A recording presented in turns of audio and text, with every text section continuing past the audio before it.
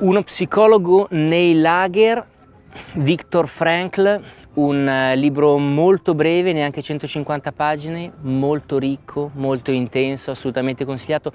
Racconta della storia di uno psichiatra che per diversi anni resta prigioniero in un campo di concentramento, un libro diverso dai classici libri su questo tema, come ad esempio i consigliatissimi, sia chiaro, Diario di Anna Frank o La notte di Elie Wiesel. È diverso questo libro dagli altri perché questo psichiatra conduce un'analisi profonda, psicologica, di quelle che sono la vita nei campi di concentramento e di quelle che sono le tre fasi principali cui gli internati nei campi di concentramento dovevano sottoporsi.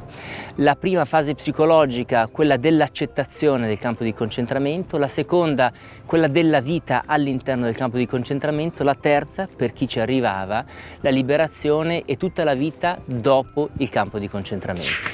Le tre cose che mi sono rimaste di questo libro. Come prima direi il tema dell'umorismo, che Frankl vede come anche in questi contesti così estremi sia un'arma dell'anima nella lotta per la sopravvivenza. L'umorismo crea un distacco rispetto alla sofferenza che si sta vivendo e pone l'individuo al di sopra di quel determinato contesto. Mi è piaciuto in particolare quando l'autore racconta di aver educato all'umorismo un amico prigioniero, anche lui, facendo sì che ogni giorno i due si potessero inventare delle storie divertenti, umoristiche, anche dissacranti rispetto alle atrocità che vedevano commettere in quell'ambiente. Ogni giorno si inventavano una storia divertente e benché Frankl dice chiaramente che questo era un trucco per poter tirare a campare, per poter arrivare alla fine della giornata un po' più felici, Frankl dice che era un trucco che era capace di ammaestrare nell'arte del vivere. Secondo punto che mi è rimasto sicuramente è la doppia valenza, il doppio significato della parola fine. Da un certo punto di vista fine vuol dire termine, dall'altra vuol dire scopo, obiettivo. All'interno dei campi di concentramento non vi era né il fine inteso come scopo, né l'idea della fine, del termine della sofferenza cui le persone erano sottoposte. Questo stesso concetto di provvisorietà Frankl lo rivede anche oggigiorno al di fuori dal campo di sterminio nella crisi che attanaglia la nostra società e che appunto rende l'individuo più incerto e più titubante su quello che sarà il futuro che lo aspetta. Terzo punto direi sicuramente l'importanza di pensare al futuro e di visualizzare il futuro che vorresti avere. Frankl dice che la mattina quando si svegliava doveva iniziare a camminare per chilometri nel ghiaccio, nella neve, spesso senza scarpe.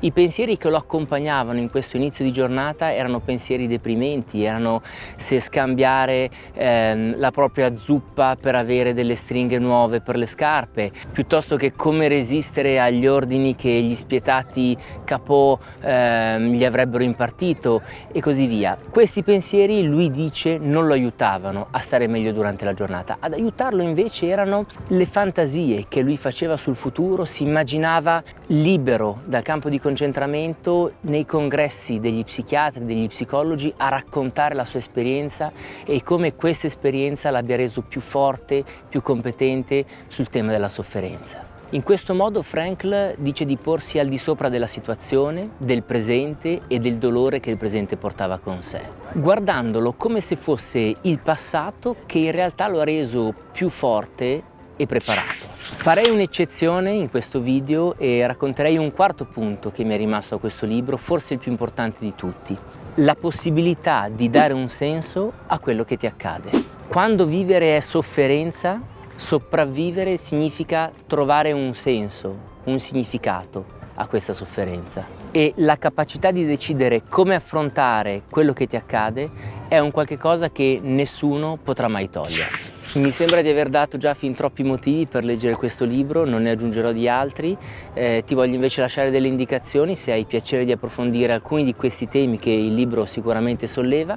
L'intervista che ho fatto a Philip Zimbardo su perché le persone diventano dei diavoli improvvisamente, l'intervista che ho fatto a Umberto Galimberti sul tema della violenza e infine la speranza, il tema della speranza, un'altra intervista che ho fatto a Anthony Scioli. Sono 3 testimonianze molto importanti e spero che possano arricchirti a un qualche livello come hanno fatto con me. A presto e ci vediamo al prossimo video. Ciao!